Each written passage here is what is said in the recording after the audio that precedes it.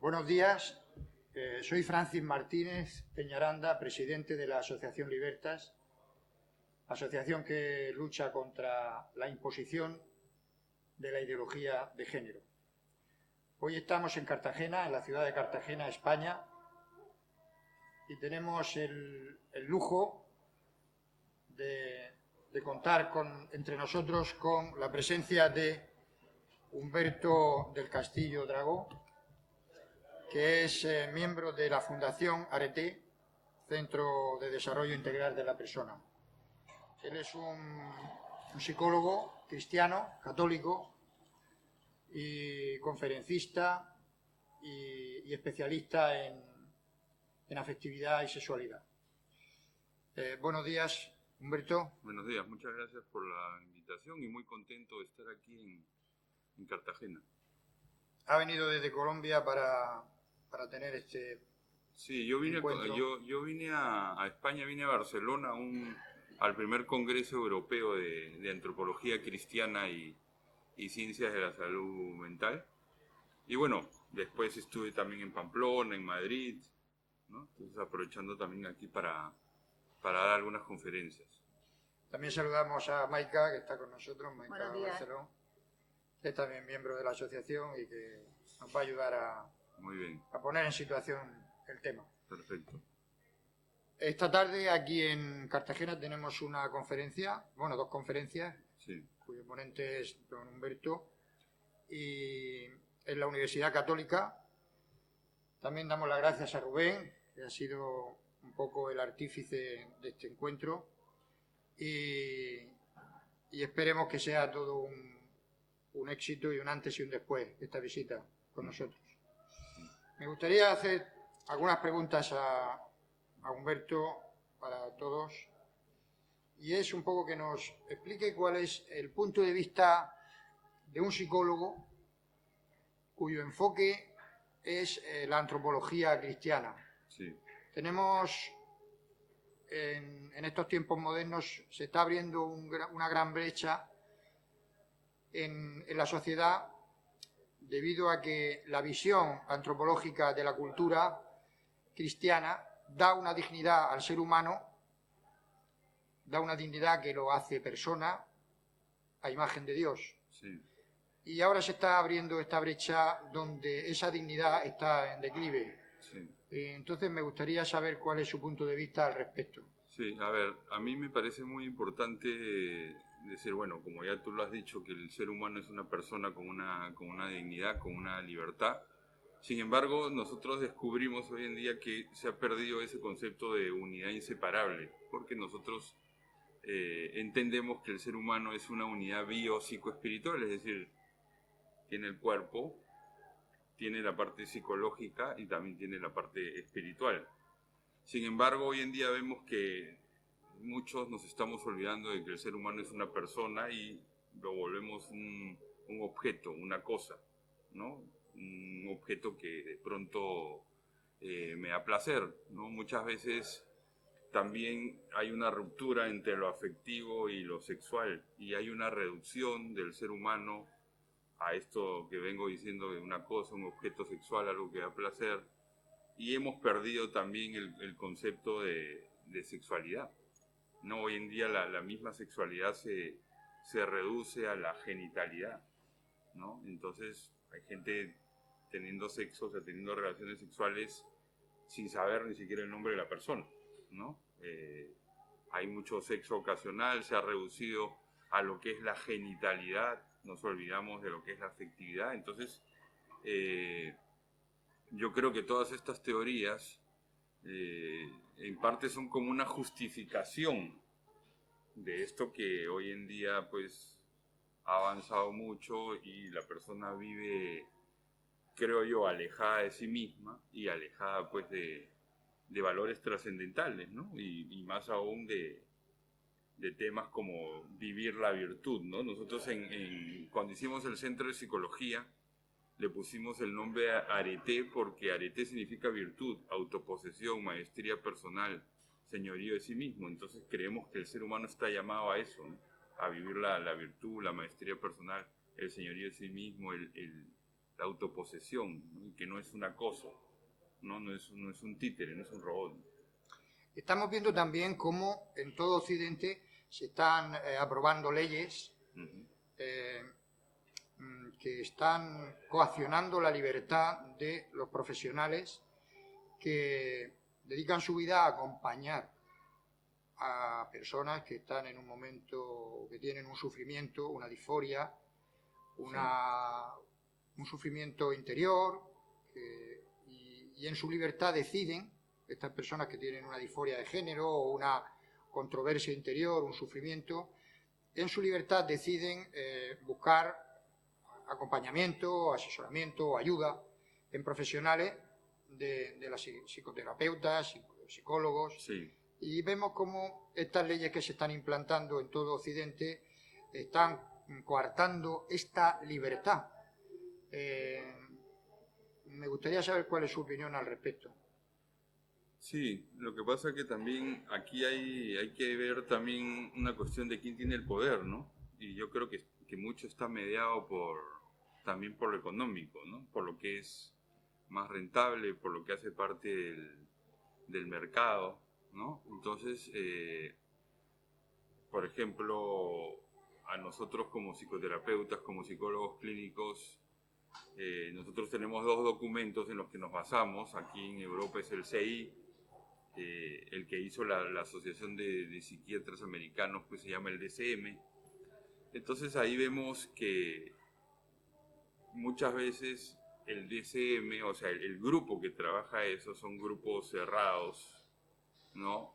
Y que están muchas veces financiados pues, por los grandes laboratorios, ¿no? Entonces, hoy en día uno necesita ir al psicólogo, pero no se le manda al psicólogo, sino al psiquiatra. El psiquiatra es más costoso por sus estudios, pero sin embargo, por ejemplo, una depresión, una ansiedad que la puede manejar un psicólogo clínico, muchas veces va al psiquiatra donde se le medica y no necesariamente se está trabajando la raíz del problema, ¿no? Sino se trabajan los síntomas, ¿no? Entonces, lamentablemente yo creo que todo está regido por el poder económico, por el poder del dinero, por la sociedad de consumo en la que vivimos, y es lamentable porque en el fondo estamos ante la felicidad de la persona.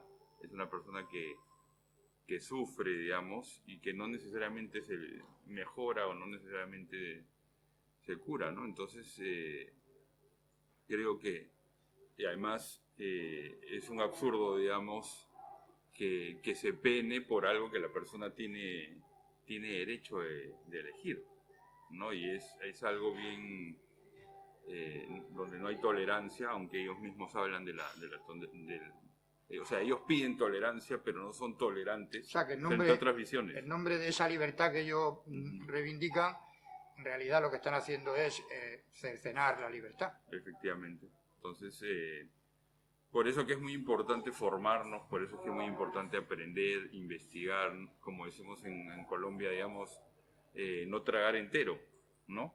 Porque hoy en día falta mucha formación, o sea, la gente no sabe una serie de cosas, no conoce, o sea, mucha gente se rige por lo que alguien dice, por lo que escuchó, ¿no? Hoy hay mucha desinformación y mucha manipulación también en la información. La propaganda, digamos, oficial. Efectivamente. Bueno, me gustaría dar la palabra a Maika, que ella también es una persona muy sensibilizada con el sufrimiento ajeno, cosa que es una virtud evangélica. Y quisiera también que interviniera en esta tertulia. Sí, yo quería centrarme un poco más en el trabajo del Centro Arete. Sí. Cómo está abordando toda esta problemática de la afectividad y la sexualidad, que está creciendo todos esos problemas ahora mismo en el mundo. ¿Qué propone el Centro Arete para solucionar eso? Sí, muy bien. A ver, nosotros tenemos dos escuelas en el Centro Arete que son virtuales o que pueden ser presenciales. Tenemos una escuela que se llama Amores, la Escuela de Afectividad y Sexualidad, que tiene 5 o 6 cursos o materias. Estos cursos son muchas veces virtuales, pero como digo, pueden ser presenciales. Pueden hacer online. Sí, normalmente son online. Por ejemplo, lunes que viene, o sea, el 23, digamos, de septiembre, empezamos uno sobre prevención y detección de abusos sexuales. ¿Pero son ¿no? cursos para profesionales o para cualquiera? Para que cualquier necesite? persona. A veces entran también psicólogos jóvenes, gente que quiere reforzar. Por ejemplo, ahí hay un curso de manejo de emociones. En esta escuela hay uno de aceptación y perdón, reconciliando las heridas afectivas, que es una de las charlas que voy a dar hoy. ¿no? ¿Esto está encardinado en la universidad? No. ¿O es una fundación que no tiene una vinculación directa con la universidad? En este momento el Centro Arete, digamos, Sí. es el que certifica. Ya. Por cada curso que dura un mes, da un certificado de 32 horas, pero bueno, estamos en diálogo con algunas universidades para ir dando esa certificación. ¿no? Luego tenemos una escuela que se llama la Escuela de Familias Virtuosas, que son cursos, son herramientas para padres de familia, para poder educar a sus hijos, porque muchos son padres de familia y no existe la universidad pues para O sea, que serían ser cursos padre. enfocados a las familias. Sí, para papás familias que orientadores. Son las que realmente quieren saber cómo afrontar todos los problemas que tiene ahora mismo la sociedad, y ahí se le da algún tipo de respuesta. Son herramientas, medios, instrumentos para que el padre de familia pueda educar con una mirada integral a sus hijos, ¿no? Porque un papá viene y dice, bueno, mira, le está pasando esto a mi hijo que tiene 7 años. Bueno, pero eso está estudiado en lo que es la psicología del desarrollo, en lo que es el ciclo vital, lo que pasa es que no sabe, ¿no? Entonces, o sea, que el Centro Arete no tiene una atención personalizada, sino en general. No, tiene las dos cosas. Ah, las dos cosas. Sí, digamos, tenemos las escuelas, que son cursos, talleres, pero también tenemos asesorías psicológicas y tenemos asesorías online también, porque hay mucha gente que nos busca online. En este momento el Centro Arete también tiene una iniciativa que se llama la Red de Psicólogos Católicos, ¿no? Donde hay muchos psicólogos que se están inscribiendo porque por las redes, por la televisión nos van conociendo, gente que nos inscribe y dice, bueno, entonces ¿dónde consigo un psicólogo católico? Pues en Asunción, Paraguay, o en Buenos Aires, o en Santiago de Chile, donde el Centro Arete no está, porque el Centro Arete básicamente está en Medellín, Colombia, ¿no? Entonces tenemos la Escuela de Afectividad y Sexualidad, que ahora en la tarde vamos a hablar de eso, la Escuela de Familias Virtuosas, y además para psicólogos católicos y algunos psiquiatras que quieran, también tenemos una psicoterapia que se llama la psicoterapia de la reconciliación, ¿no? Que tiene 3 momentos y los vamos capacitando. Y además de todo eso tenemos las asesorías psicológicas, ya sean presenciales o online. La asesoría psicológica también online. También. Bueno, el mundo... Yo hablo con una muchacha, por ejemplo, ahora perdóname, Sí. que está en Australia. Madre mía. Que cuando para mí son las 5 o 6 de la tarde, para ella son las 8 de la mañana. Bueno, ¿no? el mundo, uno está durmiendo y la otra despierta, ¿no?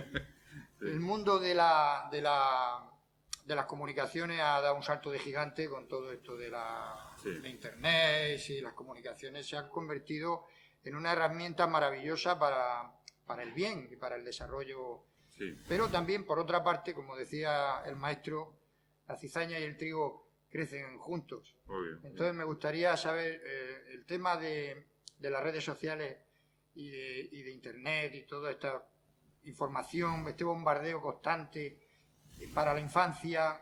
¿Qué opina al respecto de esta nueva...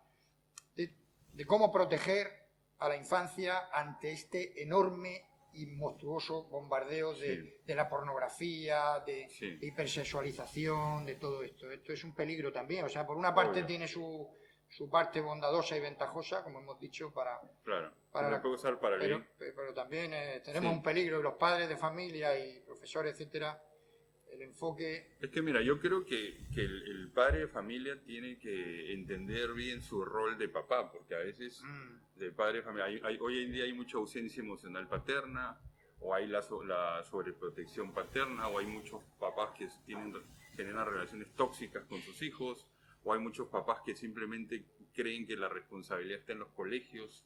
Entonces hemos pasado de hace 40 años o más de una familia autoritaria a una familia permisiva. Entonces muchos de estos medios en sí mismos no son malos, pero el papá es el que tiene que poner las normas. El otro día llegaba una señora... Las puertas que se abren y claro, las que deben de estar los cerradas. límites, ¿no? Sí, sí. Entonces llegó una señora joven, digamos, al centro de té, a decirme que su hija de 9 años no le hace caso. O sea, ella le dice, fulanita, entra al baño con la toalla, ¿no? Y se mete al baño. Entonces, cuando acaba de bañarse, ella grita y viene el papá y le trae la toalla. Entonces yo le decía, bueno, está claramente lo que ustedes necesitan es ponerse de acuerdo en que si tú dices una cosa, el papá no te puede quitar la autoridad.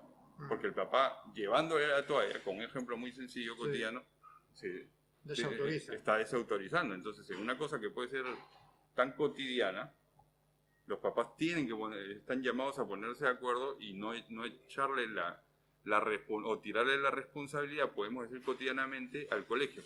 Yo cuando doy charlas en colegios, a los papás, yo les digo, ojo, que cuando tu hijo no le hace caso a un profesor, es porque tú no le has enseñado eso, es porque no hay una autoridad, una disciplina, unas normas, porque no hay que tenerle miedo a eso. O sea, obviamente yo no me paso aquí la luz roja porque seguramente me cae una multa, no sé de cuánto, de 500 euros, no, de 300 euros. Entonces, y nosotros mayores también necesitamos esas normas, ¿no?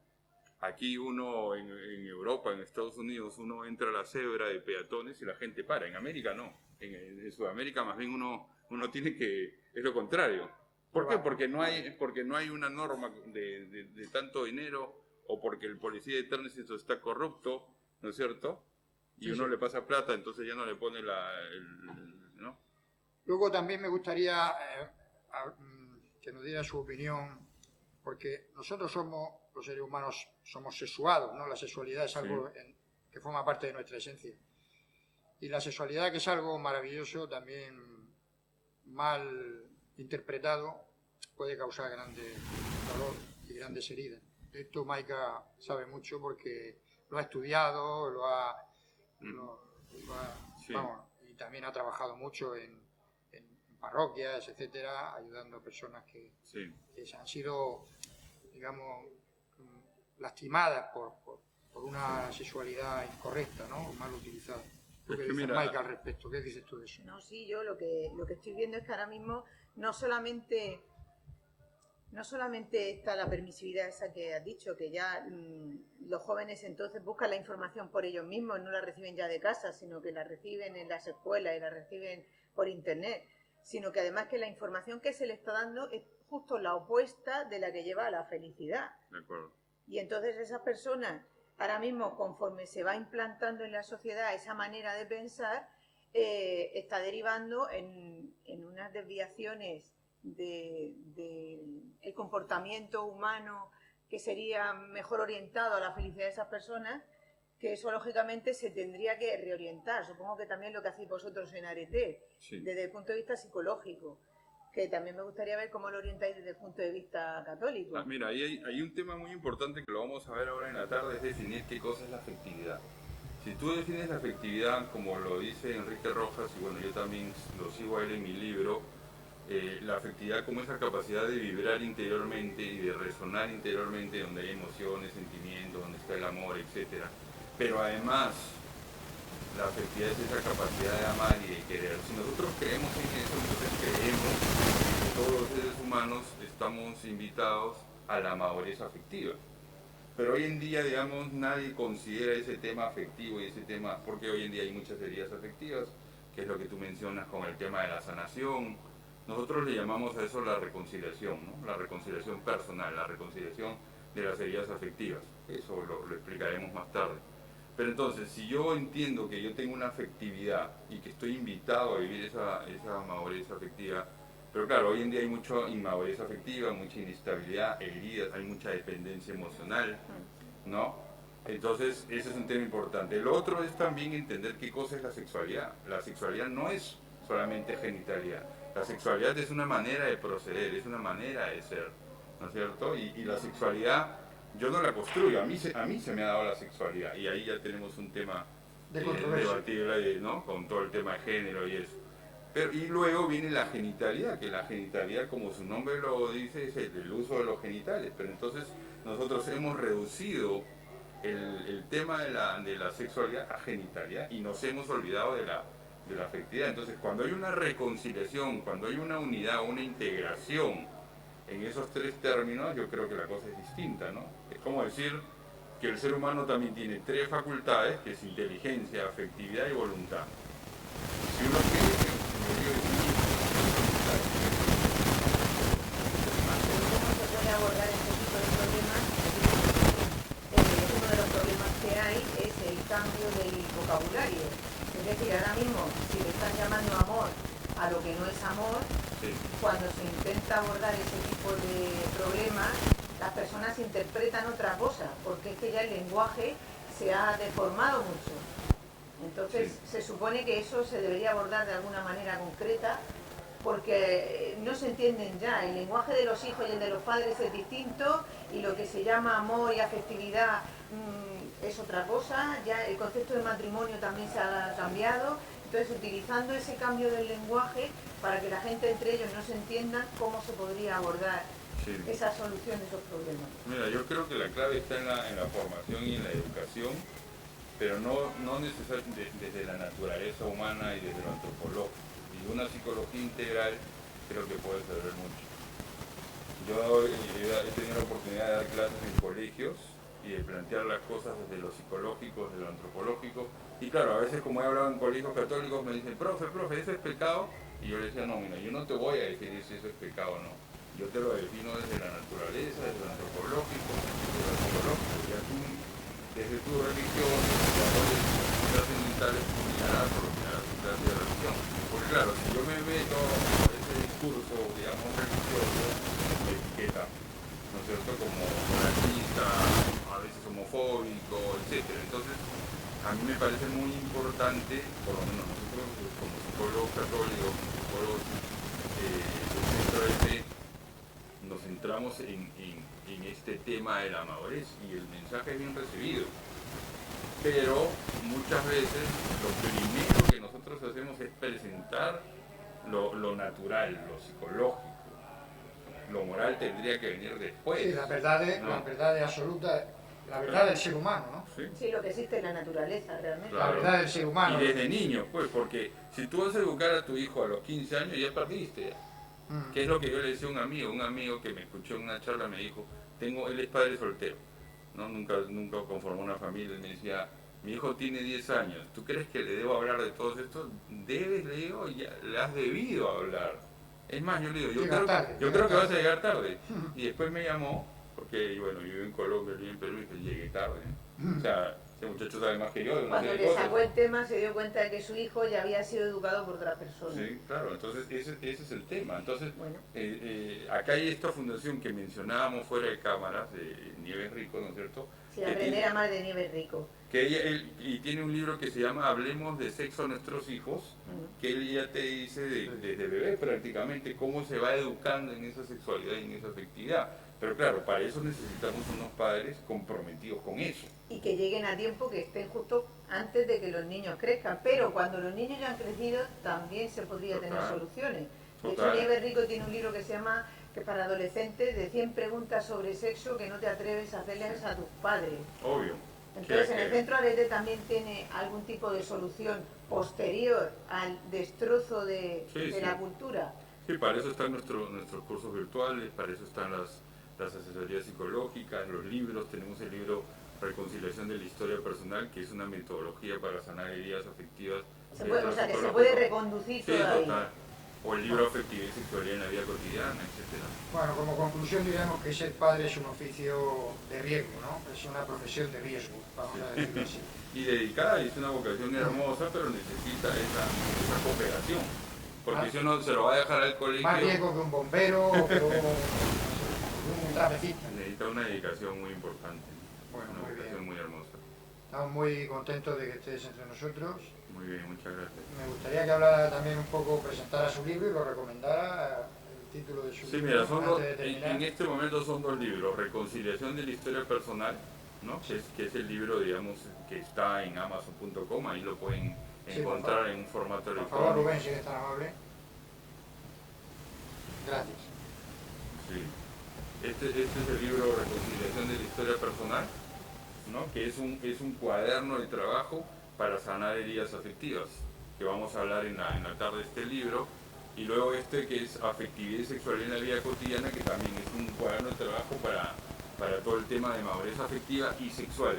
Y el 3 de octubre vamos a sacar un tercer libro que es sobre valoración personal, que es lo mismo, es desde la antropología cristiana, desde la psicología que está desarrollando el Centro ALT, pues es un tercer libro para trabajar este tema de valoración personal, que tiene mucho que ver con eso, porque una persona que no se valora deja que la cosifiquen y cosifica a los demás, ¿no? Entonces son temas que los libros se pueden conseguir online en la página web de ALT. Sí, y también en Amazon.com. En Amazon.com están estos dos libros. Afectividad y sexualidad en la vida cotidiana y reconciliación de la historia ¿Y personal. la página de ALT cuál es?